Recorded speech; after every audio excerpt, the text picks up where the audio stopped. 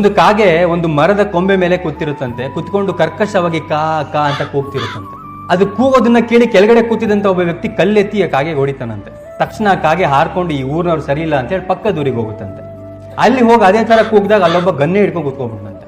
ಅವಾಗ ಕಾಗೆ ಅನ್ಸುತ್ತಂತೆ, ಅಯ್ಯೋ ಈ ಊರು ಸರಿ ಇಲ್ಲ, ಅದೇ ಊರು ಪರವಾಗಿಲ್ಲ ಅಂತೇಳಿ ವಾಪಸ್ ಅದೇ ಊರಿಗೆ ಬರ್ತಂತೆ.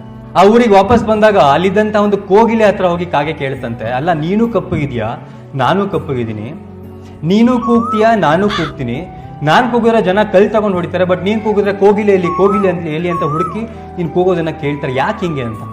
ನೀನು ಕರ್ಕಶವಾಗಿ ಕೂಗ್ತೀಯಾ, ನಾನು ಸುಮಧುರವಾಗಿ ಕೂಗ್ತೀನಿ. ಸೊ ಜೀವನದಲ್ಲಿ ಕಷ್ಟಗಳು ಬಂದಾಗ ನಾವು ಜಾಗ ಬದಲಾಯಿಸಬಾರ್ದು, ರಾಗ ಬದಲಾಯಿಸಬೇಕು ಅಂತ ಆ ಕೋಗಿಲೆ ಹೇಳ್ತಂತೆ. ನಮ್ಮ ಜೀವನದಲ್ಲಿ ಬರುವಂತಹ 50% ಆಫ್ ಪ್ರಾಬ್ಲಮ್ಸ್ಗಳಿಗೆ ಮೂಲ ನಮ್ಮ ಮಾತು. ನಮ್ಮ ಮಾತೇ ನಮಗೆ ಮುತ್ತು, ನಮ್ಮ ಮಾತೇ ನಮಗೆ ಮೃತ್ಯು ಅಂತ ಹೇಳ್ತಾರೆ. ನಾವ್ ಯಾರಿಗಾದ್ರೂ ಸರ್ ಇಲ್ಲಿ ಬನ್ನಿ ಸರ್ ಅಂತ ಕರೆಯೋದಕ್ಕೂ, ಸರ್ ಸ್ವಲ್ಪ ಇಲ್ಲಿ ಬನ್ನಿ ಸರ್ ಅಂತ ಕರೆಯೋದಕ್ಕೂ ಬಹಳ ಡಿಫ್ರೆನ್ಸ್ ಇರುತ್ತೆ. ಹಂಗಂತ